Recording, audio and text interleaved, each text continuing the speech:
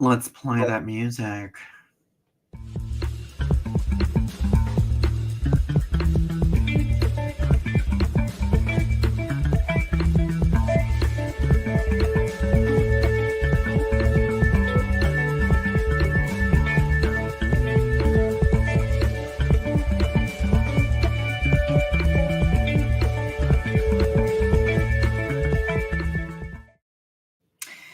You know, we're 6 episodes into the new season, and I'm still obsessed with our intro.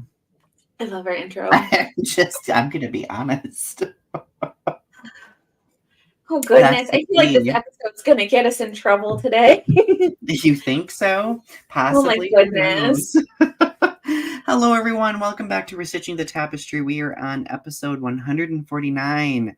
Our next episode is 150. We're pretty excited about that. It's kind of hard to believe. I'm going to bake 150 cupcakes and set off 150 fireworks and graffiti 150 statues of liberty. Oh my goodness. We're going to have fun. We might dress up. I don't know what we'll do, but we'll do something and it's going to be fun. Yeah. So how have we been? What have we been up to? What's been going on?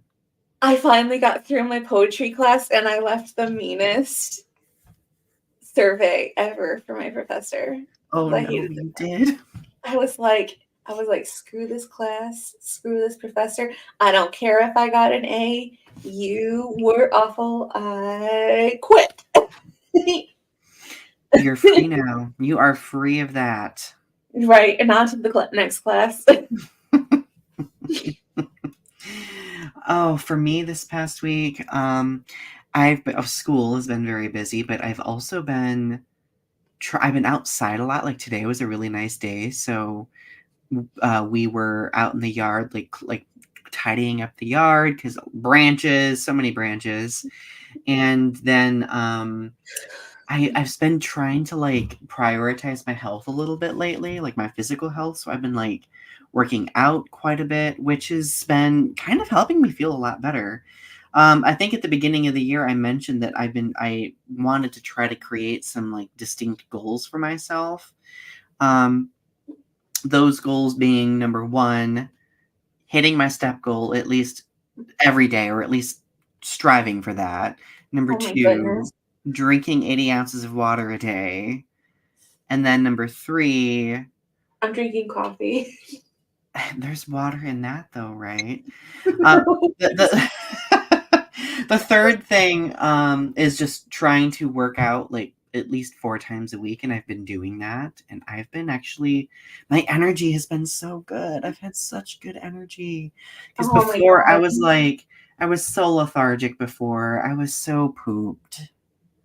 And oh my God, your goals. I need to get back into it. Oh, you'll get there. Arpy is here. Hello, Arpy. And so is Godzilla Kairu. Hello, my friends. How are you both doing today? Hope that you're doing well.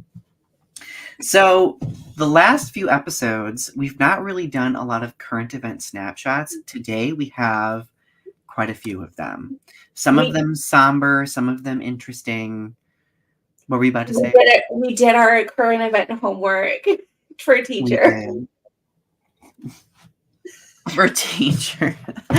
A+ for you.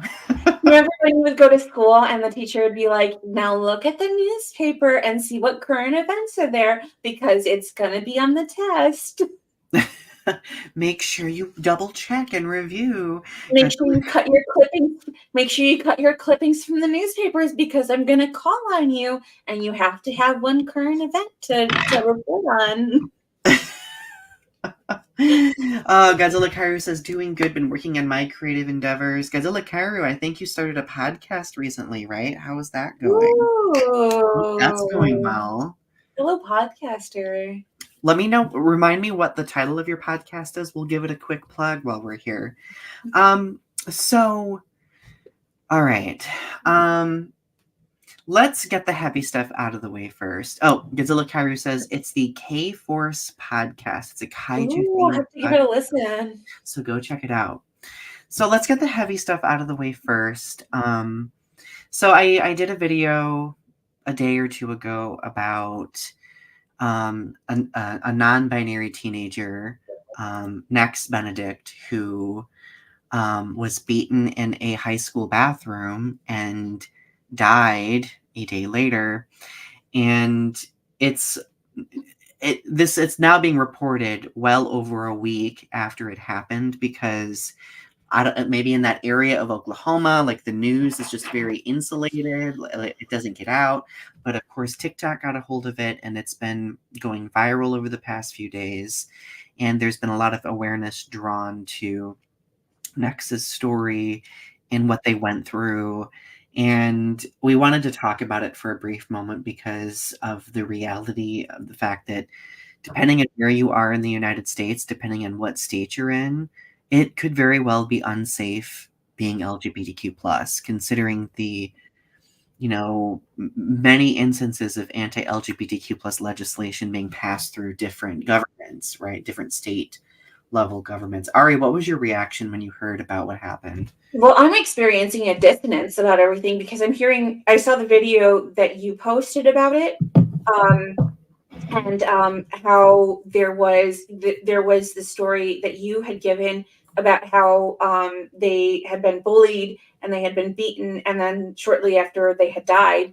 And then I went on AP, and there was a news article that said they had done an early autopsy, and that they didn't die from their injuries resulting from the fight. And so there was this dissonance that I was experiencing, that officials are coming out and saying that there's nothing wrong, and that this is all being overblown, and that everybody is causing a ruckus about something that these early autopsies show. And it seems like they're trying to justify the fact that this person was beaten horribly, has horrible bruises, and was treated viciously by these students.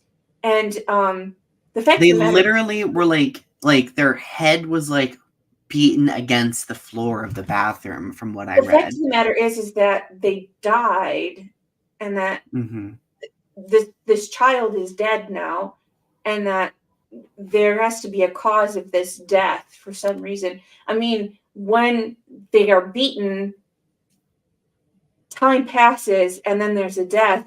I mean, there has to be some purpose for the reason why they're dead. And I mean, and we were talking about this in the back room.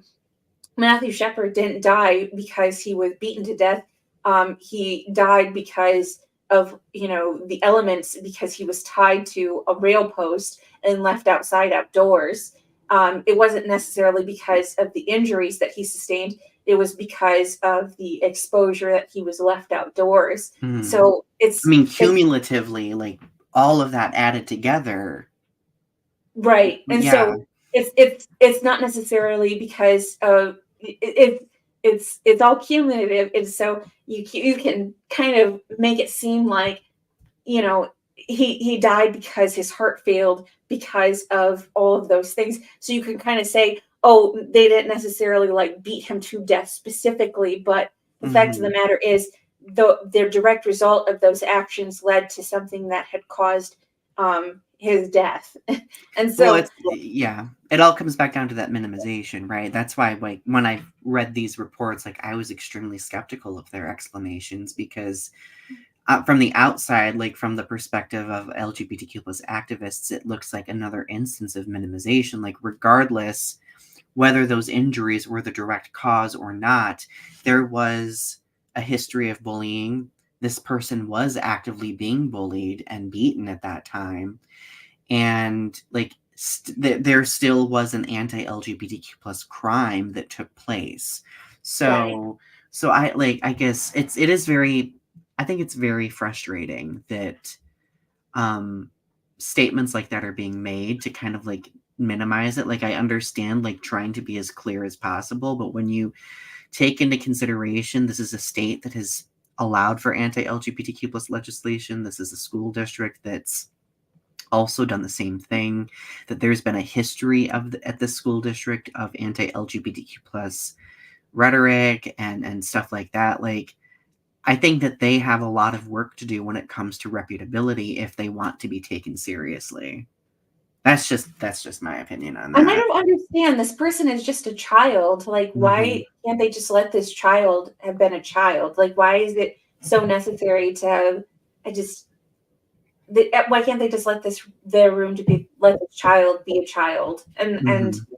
I just don't understand why it had to be such a big deal to, bully someone who's just trying to live Well, their life and try to get an education. when you are in a, I mean, I know this is probably me stating the obvious, but when you are in a school district that has basically, come down on LGBTQ plus students, being like, you have to, use the bathroom associated with what you were assigned at birth. And then, of course, they are probably in a community where they see and hear a lot of people perpetuating that rhetoric, that anti-LGBTQ plus rhetoric. So those kids end up learning and assimilating to that hate, and they think that it's acceptable to hate at Yeah. the yeah. And I just think that there's so much that a person can do to teach acceptance as much as they invest that energy in teaching to be hateful, right? But it makes me really sad that like this has happened, and of course our hearts go out to the family and friends of Nex, and we hope that maybe I hate that this event is going to be used as a catalyst for anything, but I'm hoping that it might draw some awareness to how harmful anti-LGBTQ plus rhetoric is in legislatures and in districts and stuff like that, and what that can do to people. So, what other new things have been happening lately? Um, Goodness, it's hard to move on from that. Um, I know. so there is a lunar landing that's about to touch down on the south pole of the moon, named Odysseus. Should reach the moon today, Wednesday, or yes, was it yesterday? Was it yesterday? Wednesday, 6 days after rocketing from the Space Kennedy Center in Florida. So it should be touching down on the moon already. Oh Um, wow. so yeah, they're touching down on the moon. It's a private company that's having the moon landing. Ooh, that's interesting. And we've not been to it. It really baffles me that we've not been back to the moon In in 40, in 40 years. yeah, like that's mind-boggling to me. Yeah. Um, so it just makes me beg the question of why. Like It I just know felt like that it was like we conquered the moon, so we don't have to go back. right. I mean, I know that back then it was the urgency of the space race. We got to get there, right? But now I'm Yeah. just like, there's so much. Maybe it's my inner utopian Star Trek wannabe brain that's like, why You aren't want moon base, don't you? I want moon base? No, you know what? Here's what I think about moon base. It's gonna be commercialized. It's gonna be run by people like Elon Musk. Oh, That's gonna make space slaves of us all. oh no, Where we're not gonna be like, it's not gonna be this utopian Star Trek thing. It's gonna be space no. slaves. We want it to be the utopian Star Trek thing, but it's It's probably gonna going to be be it's going to be more it's going to be more Battlestar Galactica. absolutely where we have to live and No, work, and we get space bucks that we get to spend at the not commissary not space. that they own. You can buy like little moon ornaments at the Gift shops moon gift shop, a souvenir. that they own. I can't even. Well, hopefully something interesting results from that. We'll see. So another interesting thing that happened today, kind of another unsettling thing that's happened, is today there was a mass cellular outage across the United States and Canada. Um, And It was very jarring for people. Like, I shouldn't have gone on Twitter to see what people were saying, but It's I not did. called Twitter anymore. It's called X. And I'm not even Muskville. So like I got on there and I was like, what are people saying? Because I need to know the drama. And people were like, Armageddon, the Y2K again. And I'm like, oh God, here we go. Oh, don't So you love when people collectively lose their shit over something people that's just are, like, I just think that societally we need therapy. We really do. We really need therapy. do you know that Elmo asked everybody how they were doing, and people show that they collectively do need therapy? Did you see that post No, about Elmo asked everybody, "How are you? How are you?" And people started like pouring pages and pages of just like how they are actually doing, and it's not good. I've done that. You know that I own that Mothra page on Facebook, right? It has like almost 40,000. I've done that with my Mothra page before, where I've been like, your queen wants to know how you're doing today, humans. People will write the wildest shit.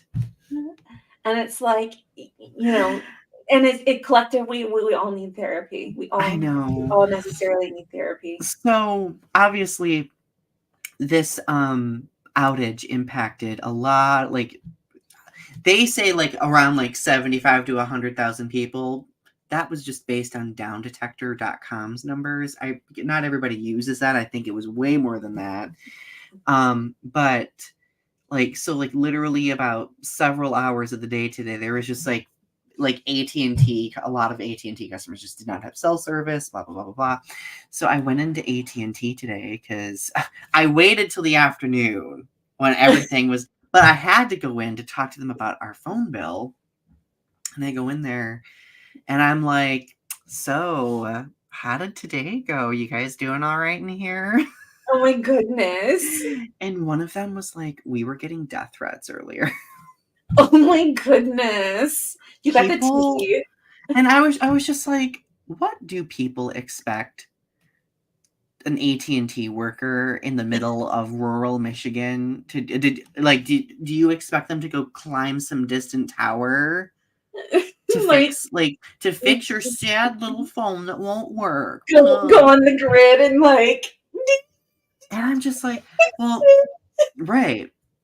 So it made me think, like, and don't get me wrong, like like this realign morning, the go up into space and like realign the satellite. right, like go control the sun because we know a solar flare probably caused this, but well, we don't know. It could have been anything, but so it made me ask the question of, are we, if something were to ever happen like on a larger scale, would we really be ready for it? I didn't even notice. I think we'd be fine without cell phones. It'll be great. I think it would be kind We'll of like, figure it out. I think it might be probably as jarring as like maybe the pandemic, but like I think people throughout the pandemic started realizing that like this different pace of life was like maybe like detaching from like the phone for a while is like actually beneficial, right?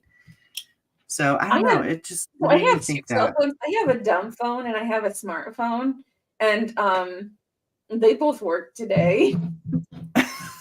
Ari is beyond the issues. Um RP says talking to my therapist helps process how I feel. Same. Godzilla Kyrie says my therapy is being creative mainly with my Godzilla stuff. Yes, absolutely. I love a good Dragon Ball Z reference. I barely use my cell phone. There's nothing I really need my cell phone for.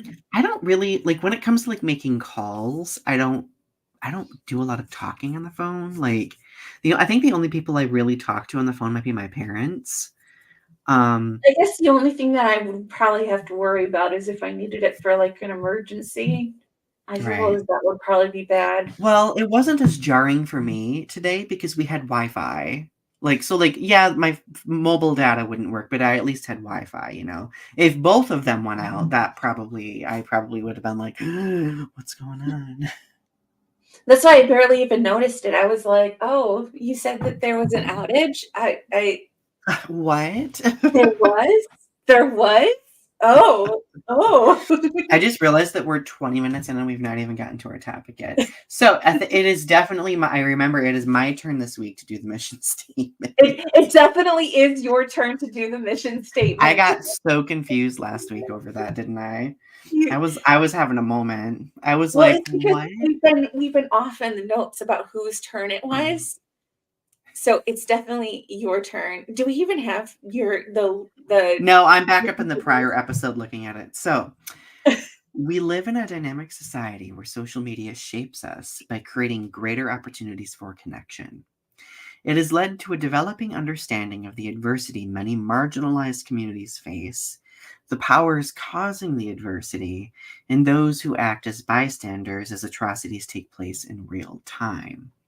Our goal with this show is to make connections and have challenging conversations about social topics, current events, pop culture, and art. Together, let's weave the threads of understanding with what privilege we have in order to learn, educate, and create in a world that's growing.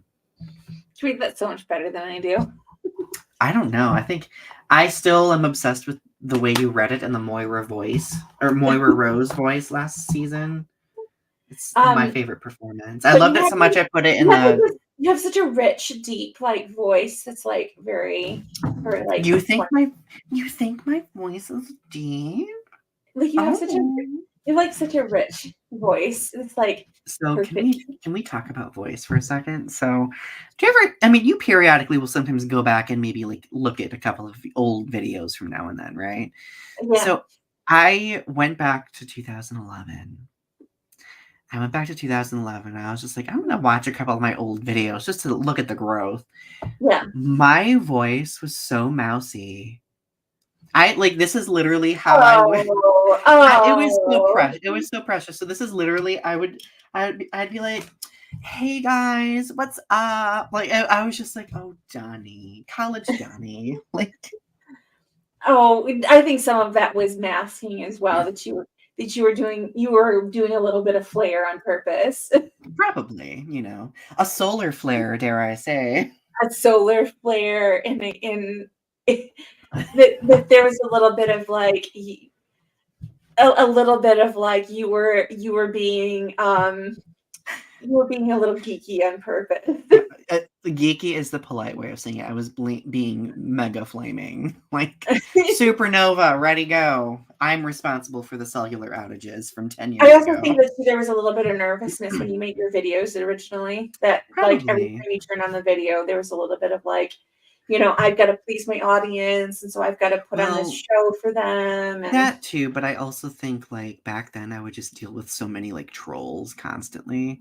And now yeah, like, I don't really have to deal with that a lot anymore. But, no, it was just very interesting to look back at that, you know? mhm, And I think that we're going to be doing a lot of reflecting on the college days, I think, in tonight's topic as well. yeah, So, convenient transition. So we're going to be talking about straight chasing and biphobia, both very important things that I don't think are really discussed enough in the LGBTQ plus community, right? yeah, So we've wanted to talk about this for a long time, so that's why we ended up putting this in the idea list. But so well, just to provide some definitions, if you are very curious about what straight chasing is, straight chasing is essentially when gay men or lesbians try to hook up with straight guys or pursue straight guys or straight women. Um, there's like more complexity to it than that, but that's like the very, very basic definition. Is there anything to add to that that I've missed? no, it's basically they'll go after heterosexual people, instead of and kind of reject going out with people who are gay, and the gay community, rather than and is so weird. that it's almost like they see them as this unicorn that they have to pursue almost. Right. Well, and I think that when it comes to gay men, it's a bit different than lesbians as well. Like kind of like the intention behind it. So, our next question is like, do gay men who straight chase guys do so because they kind of glamorize or fetishize straight men, or is it because they want more masculine men? I think that it could be that, but I also think it could be a variety of other things. So what are So, those other things? well, I would argue more concerning things. So I remember back in college, um, I knew like I wasn't like friends with them, but I was aware of them because like our university had a pretty huge gay population, Mhm. and there were like specific gay men who would kind of brag about getting with straight men or like converting quote unquote straight men, and then they would kind of like gloat of like, oh, we were both drunk or something. And I'm just like, that sounds unsettling to me. Like that sounds really unsettling to me. And to me, it almost sounded like they were getting a thrill from the power dynamic of that. Like, like I have power over straight men because I am able to be attractive to them in some way, right? Mhm. Which is really, I mean, I think that's very unsettling. I don't know. What are your thoughts on that? It just seems like it almost seems like they're trying to it's almost like a seduction. It's like they're trying to it has this dynamic of almost non-consent, of like trying to take away, because they're because you're saying that they're trying to get them drunk and trying to, like, seduce them in Mhm. a certain way. It almost has that. I mean, that's straight up like rape culture. I mean, like Yeah. this trying to like take away their power and like trying to get them under the influence of something where they can't say no. I mean, that's That is rape what it culture. is. That is exactly what it is. And so it's either like I've seen it in that context, but I've also seen it in the context of like I know that there are a lot of gay men who kind of like idolize the aesthetic and of straight men and like the the eroticizing of straight men because they have been so kind of overexposed to heterosexual, relationship dynamics that they think that that's the type of man that they want to be with. So it's either the first option, the second one, or it's it's men just having attraction to more masculine presenting men, which that's fine. Like everybody has like preferences, but there are plenty of It's kind of like back in the 90s or 2000s, you would get that like Brokeback Mountain, where it's like you look like that cowboy type that like mhm, looks and sounds like a straight man, but yeah. you want him to come to bed with you. He may have a heterosexual relationship, but on the weekends he's coming to you to the mountains to go He's have a rough and tumble. he's coming to the mountains. All we got No. is Brokeback Mountain. All we got is Brokeback Mountain. Oh yeah. Oh my I mean, goodness. isn't that Everybody wanted to be Jake Gyllenhaal at one point. isn't that what straight chasing is? It's like a guy who has like a pre-established relationship with a woman, and that um as a gay man wanting that that guy who has, it's like stealing a heterosexual man who has that like perfect seeming life away Mhm. from a woman, and like there's that thrill of like he's cheating on his wife with you as a gay man and like, ha ha ha, she doesn't know. That kind of comes back to the power thing too, when you think about it. Like, I have power over this dynamic, so, you know. Now, I don't fully understand the now, I understand that, like, at a certain point, like, a lot of gay men will, like, develop crushes on straight men. Like, I know, like, when I was in high school, one of my first crushes was, like, on one of our football players because, like, I was discovering things, I was learning about myself. There were literally no other really gay men anywhere, so I couldn't fathom, like, why am I attracted to this dude, right? But that's quite different from actively, pursuing or trying to exert any sort of influence over something, right? So, I mean, like, developing a crush is like one thing, but like doing something about it is totally different because I mean, you're talking about consent here. You're talking about mhm. between two different people. You're talking about people's feelings and their pre-established relationships or even their preferences, like what they like or what they want or who they are as people. Do you think straight chasing kind of stems also from potential internalized homophobia and an internalized misogyny? I mean, do they think I mean, because like do because it sometimes it leads to like confusion on a person's part whether or not like maybe do they think like if a guy get I mean maybe that they think that they can like convert somebody into homosexuality or something. I don't know. And like maybe they think that like it's just always been there if they get with them. But like Right. the thing about it is that if somebody has a preference and they state that preference that I am straight, shouldn't they allow for that person to should they honor that preference just in the same way that you would honor somebody's preference that say I am gay? And like if a straight woman looked at a gay man and said, I have a crush on this person, and she tried to convert him, isn't that just as icky? It is. It is. Well, and see, I think that that's an important, like, like a juxtaposition, right? Because, like, I think one universal experience that a lot of LGBTQ plus people share is that they've always had somebody be like, well, you've not found the right so and so yet.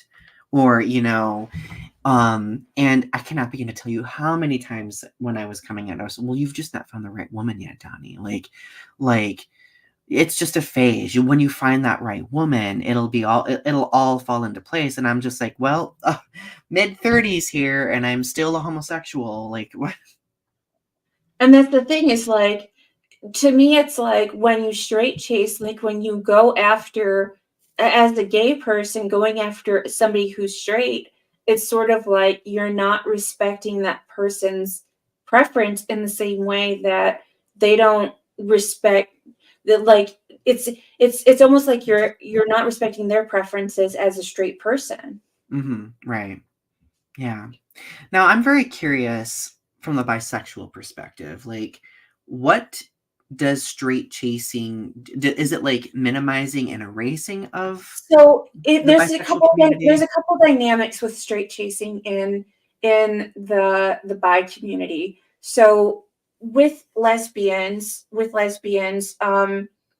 they do is they go after straight women without dating bi women. They choose to date.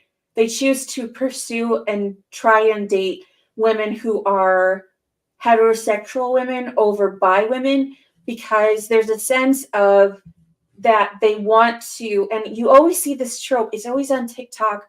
I can treat you better than your boyfriend ever could. Oh, I can always treat you oh, better than jeez. your boyfriend ever could. You always see that your boyfriend didn't buy you flowers. Let me buy you flowers. I can treat you better than your You boyfriend. do see that a lot, yeah. And your boyfriend doesn't take you out to dinner. Let me wine and dine you. Your boyfriend doesn't go down on you and like that. Whatever. I can trust me, honey. I know how to find that clit or whatever. You know, like I can give you multiple orgasms or whatever. And it's like, but with bisexual women, what it is there's a fear with bisexual women, because as a bisexual woman, or a bisexual person, you are attracted to both men and women. So there's a fear, if you date a bisexual person, that they will leave you for a man. Mm-hmm. And so there's a sense of, if you date them, there's always this fear that they're going to cheat on you or leave you for a man. But if you date a heterosexual woman, you're stealing them from men. Yeah. And No, so that, yeah. it's sort of like there's this confidence of, I can steal them from men and bring them to our side. But with bisexual men, there's always like this sense of like possible treachery. Mm-hmm. Yeah.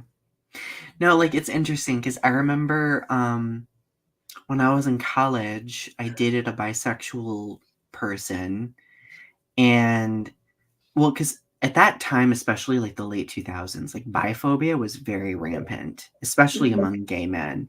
Because it's always like, this bi person has been with women, they're always going to leave me for a woman. Right. And why do they like women? They're not actually gay. Well, and that was part of like I would have like people telling me, well, like I would have people telling me like, Donny, are you sure you want to be with this person? Like they're gonna leave you, like they're gonna leave you for a woman. Like what are you doing? And I remember like, I mean, I was at a point where like I also had to unpack some of my internalized biphobia too at that point. Yeah. Because like I would kind of project that too. And it's sort of like, we're not gay enough to be in the gay community, and we're not straight enough to be in the straight community. And it's sort of like, we're just like, and it's like we're too greedy, that people think we always have like these threesomes, or that we have like diseases or something, or that there's just like this implied suggestion of like promiscuity, when like that's not, I mean, like that we're greedy, or that we're greedy somehow. Yeah. Well, so like it took a very good friend of mine who is bisexual in college, who kind of like one day called me out on it and like used their valuable time and bandwidth to be like, hey, Donny, like you're allowing what these other people are saying to you to kind of stoke this internalized biphobia and project it on people. Yeah. And then they said like, as a bisexual person, like I am kind of hurt and concerned by that. And of course, like I am a person, I am literally terrified of hurting people. So like, of course, when I heard that, I was like, red alert, I need what, oh my God, Donny, what are you doing? And that's like, that was so eye-opening for me. It was very difficult to address because of course there's that shame, right? But then like, once I got past that, I was just like, you know, that wasn't acceptable. Like you can't be excluded. I explain my bisexuality like this. So you have gay people, you have straight people. Your preferences are, you like men, you like women, right? So you have one section or this other section that you have open to you. As a bisexual person, yes, I do have the full spectrum of men and women that are open to me. But everybody has one slot of a partner that they have next to them that they have filled. Mm-hmm. I can only fill. I may have this big, wide selection open to me, but I have only one slot of a partner that I can fill. And that's it. Right. Yeah. Well, I can imagine that sometimes could make it more difficult, you know. It does. It does. I have only one slot. There was a very loud vehicle that just went down my street. But I am, as a monogamist, as somebody who likes to be in a relationship with only one person at a time, sure, I have availability of who I can date.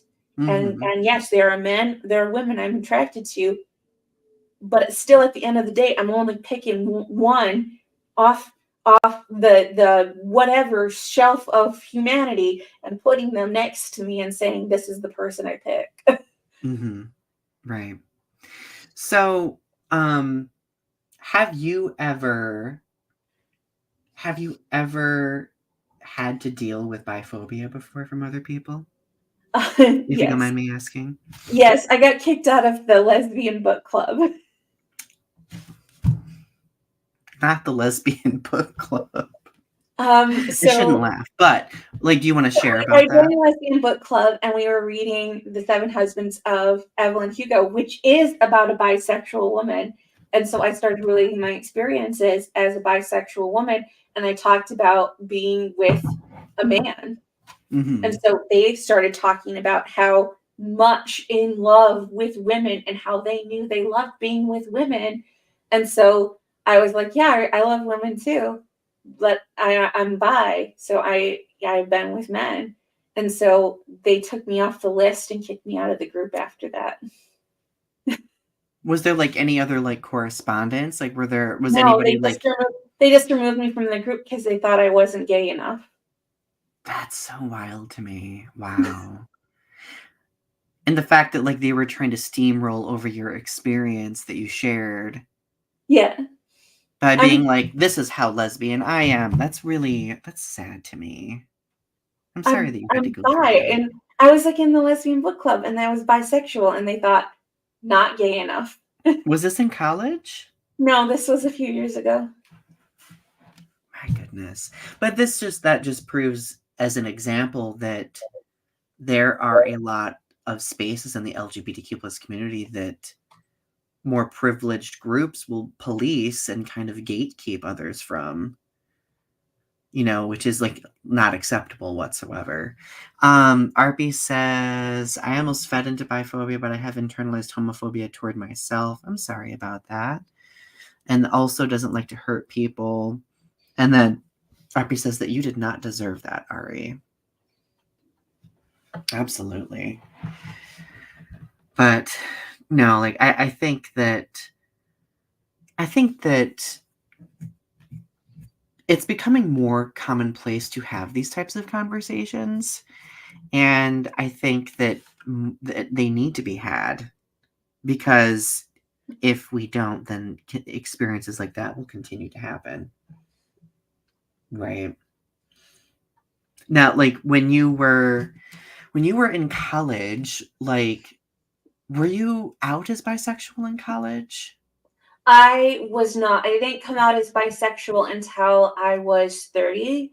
And I was living, I was, I think that I came out as bisexual when I was either in Grand Canyon or Death Valley. I think that's when I started to really say to myself that yes, I was bisexual.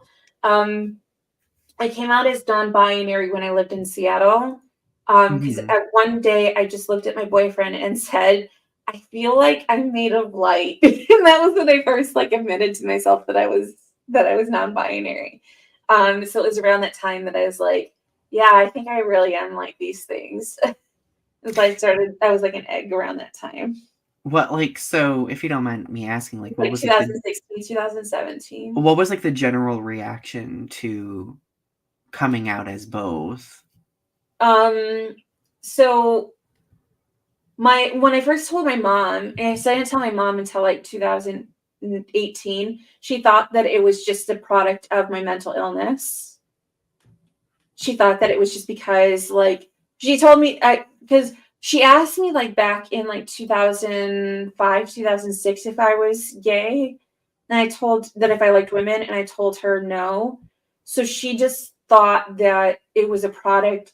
When I told her after I had been diagnosed with bipolar disorder, that it was a product of my bipolar disorder, and that it was because of my bipolar disorder that I had developed these things as a product of that, and that I wasn't actually like those things. It was just a part of my mental illness now, Mhm. and that it was just a morbidity of that, and that it was because I wasn't well. Mm. Wow. And I was just like, no, I felt this way beforehand. And, I've always felt this way. It's not mental illness. Mhm. This is my personality. You can't say those things. That's dreadful. Well, yeah, like, it's I ask that because I've seen a lot of people who are bisexual, especially if they're in relationships, like, if they end up coming out, like, they end up being, like, the subject of, like, criticism and, like, a lot of, like, interrogating, right? But Um she's often told me that she doesn't acknowledge it or believe it, and that she thinks it doesn't matter if I mean, she said she'll love me no matter what, but she just doesn't believe it. mm, wow, that's a lot. Yeah. That's a lot. I just think that a lot of what bisexual people go through, that's why I'm glad you're talking about it right now, because I feel like throughout our show, we've not really talked about it much.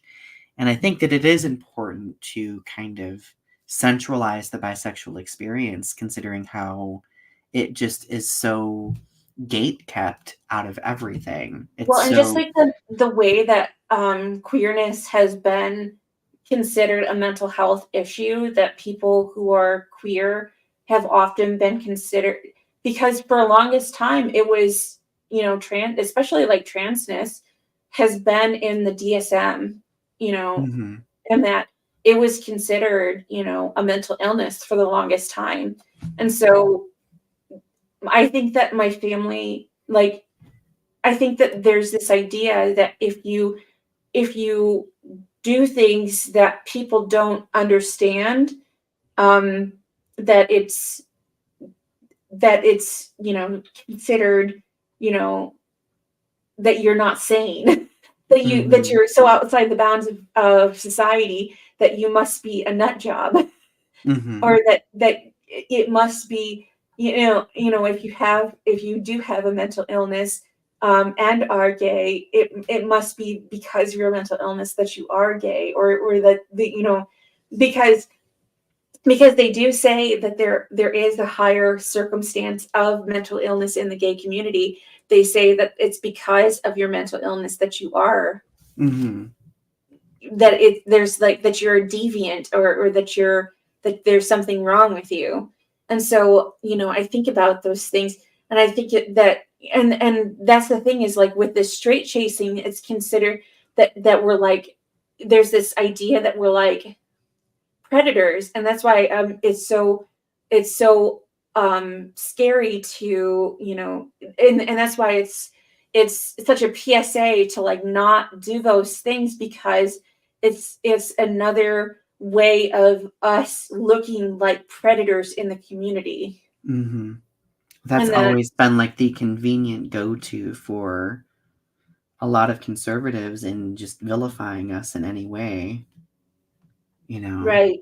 And it's just, it's convenient, because it's so tempting to want, because of that power dynamic, because as a lesbian, wanting to steal a woman away from a man is tempting, because you're kind of, it almost feels like you're giving the finger to the patriarchy by stealing, a pretty woman away from a white cis man, because it's sort of like, ha ha ha, I stole your Mhm. woman, you white guy. Watch me finger bang her into oblivion. Like, like, it's sort of like, what you gonna do now? I got your girl. I got your Mhm. girl. I stole your power. Who's the patriarchy now? And it's sort of like, start continuing the hegemony by stealing one woman at a time. And there's that idea of like destroying the patriarchy by stealing your woman kind of thing. But the fact of the matter is that it doesn't, it only makes you look like, it only makes you look like the bad person that they want you to be. Mhm. Right. It defeats the purpose, right, of sending the message of that message, right? Right.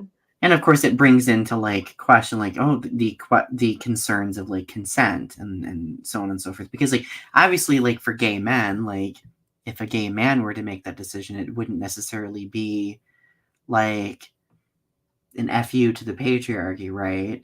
It is an FU to the patriarchy for gay men to convert men into queerness, because it's like you are making them question their sexuality and converting them into diversive sexual roles, because it's diverting them Mm. into sexual deviousness. Mhm. Yeah. Because I it's yeah. undermining, it's because it's undermining the heterosexual family unit. Mhm. Right. No, yeah, I just think that it's an interesting thing to break down and examine for sure. So, what do we have next? What is next? Um, how does hookup culture and gay until graduation have to do with straight chasing? Ooh, so maybe I am being ancient, but what does gay until graduation represent? So gay until graduation is, I don't know if they do it with homosexual guys, but this is something that happens a lot with lesbians, where in college, lesbians will be, heterosexual women will be gay with other women, where they'll get into gay relationships, or they'll pursue gay relationships, and then when they graduate, they'll immediately get into a relationship with a man and get married. They're gay until Oh. graduation.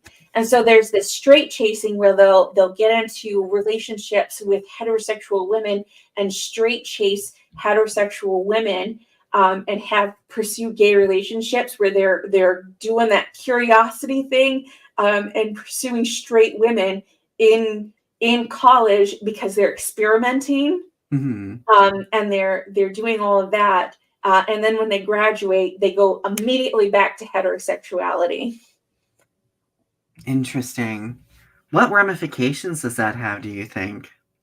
It kind of says to lesbians that um, that they're kind of like an experiment, to that they that within a certain time period, they have these like sapphic relationships as young people, but that they're not allowed to age, or that beyond that there's like an expiration date on their relationships, and that they're not allowed to age, and that they're not allowed to pursue sapphic relationships beyond a certain time period, and that again, they have to straight chase heterosexual women to pursue certain relationships, because if they don't, they can't pursue relationships with other lesbian women, because they just don't simply exist outside of that, because they just because they've always just been considered like that experimental nature. Like, it's kind of, to me, I mean, it seems very minimizing of being lesbian when you think about it. Right. Um, and I because that's so far outside of my experience, it's hard for me to kind of wrap my head around. But that's the reason why they don't like bi women, is because there's that sense of like treachery, that if you are a bi woman, you're going to leave them, that they're going to leave you for a man, because it's sort of like that experience they get with certain heterosexual women, is that because there's that sense of being attracted to both men and women, because heterosexual women, when they graduate college, will leave them for a man, even though heterosexual women do it on a regular basis, where they'll straight chase heterosexual women. Even though heterosexual women will leave them for men, they still will straight chase. But it's almost feels like it's assured with bi women that they'll leave them for a man, but it's not as assured with heterosexual women that they can. It's Hmm, almost like a challenge, like of converting them into homosexuality. interesting. Wow.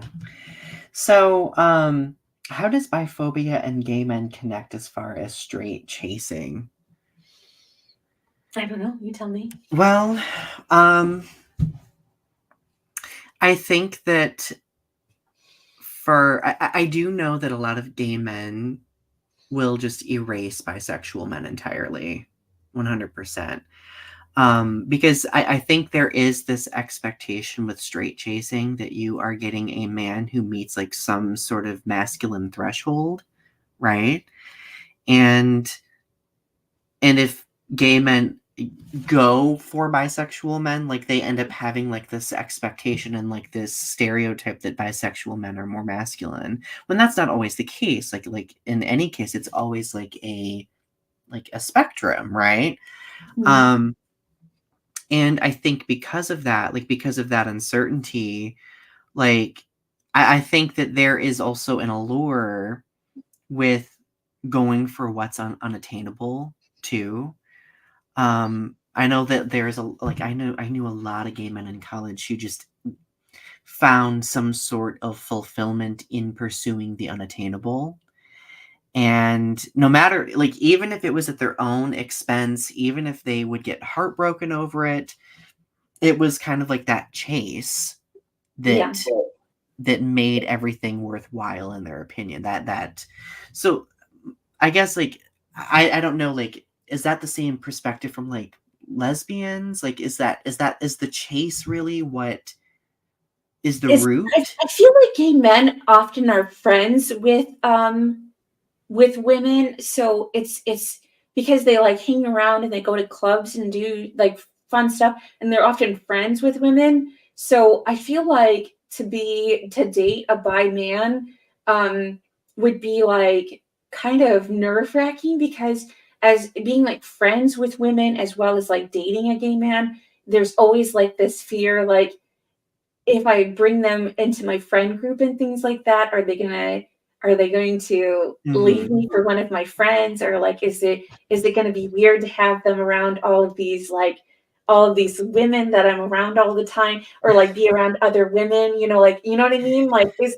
would that be uncomfortable? You know what I mean? And I feel like I'm not bisexual, but I can only imagine from the bisexual perspective that that would be very frustrating to have to deal with people questioning that all the time. Because it kind of, like, creates the assumption of, like, there's just 0 self-restraint, 0. But isn't that the I think that could probably be part of it. because there's sort of like a jealousy between like women um because with what like queer men there's like because gay guys tend to hang out with really hot women. So the thing about it because like they get dressed up and they like go to clubs and like do fun stuff or like especially like in your 20s and stuff like gay men tend to hang out with because like I don't know maybe I'm just like but like You gay guys know, tend to hang out with like really nice looking people. we need to like, this kind of made me think of an episode idea. I think we should totally do an episode talking about being LGBTQ plus and aging. Because I feel like I also like you were mentioning like the 20s and like how like there's like these kind of like staples of like what LGBTQ plus people do in their 20s versus like their 30s. And I feel like it would be a very interesting conversation to see how that evolves in that time. Or what we Um, do in our what we're gonna do in our 40s. what we're gonna do. Do you want to know what I'm gonna do in my 40s, Ari? What are you gonna do in Is your 40s? I am going to have a straw. I'm gonna have a straw hat. I'm gonna take a nap. I'm gonna have a floral um, straw hat, and I am going to be sitting in a garden, Overalls. basically wearing a caftan.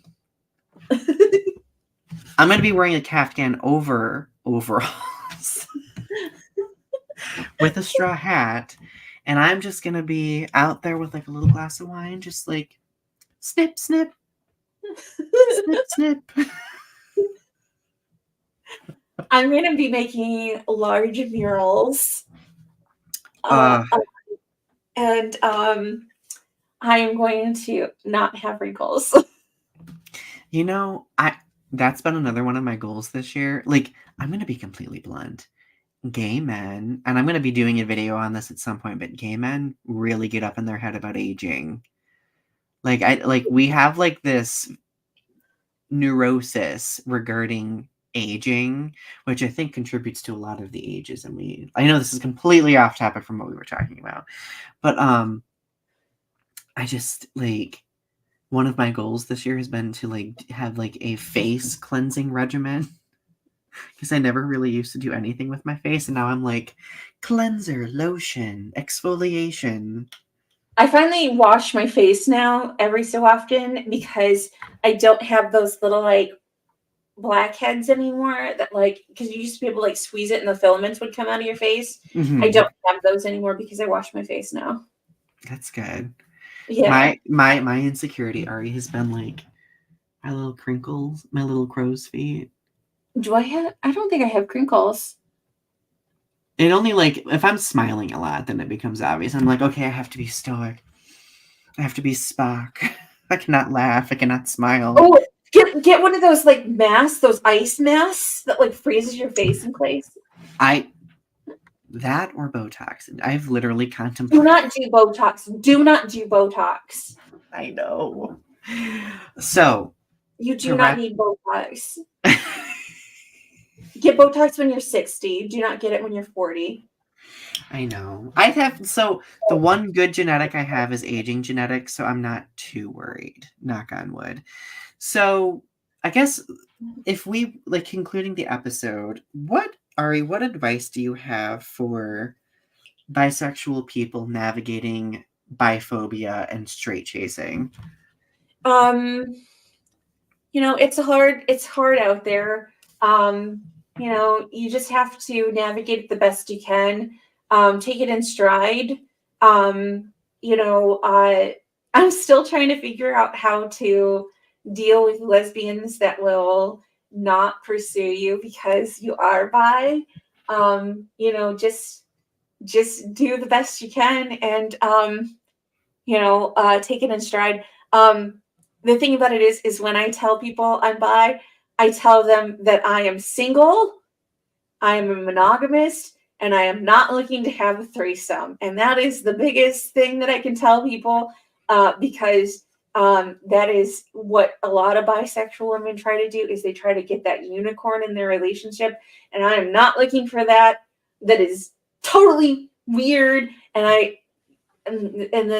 the biggest downside of being bi is that a lot of you get on Tinder and a lot of people are just looking for like that hookup and that's the reason why there's a lot of like downplaying bisexual relationships is that there's this idea that people are looking for fun in a heterosexual relationship and that they're just bi for the night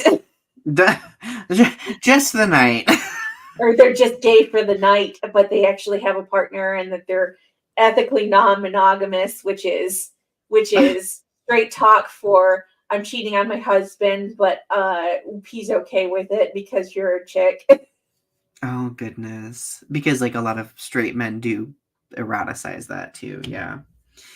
Well, this has been we've covered a lot of ground tonight, everyone. So we hope that you will tune back in next week for our 150th episode. Don't forget to click like. Don't forget to subscribe to our respective channels. And just know that we love you. We love you. And have a good rest of your night. Bye.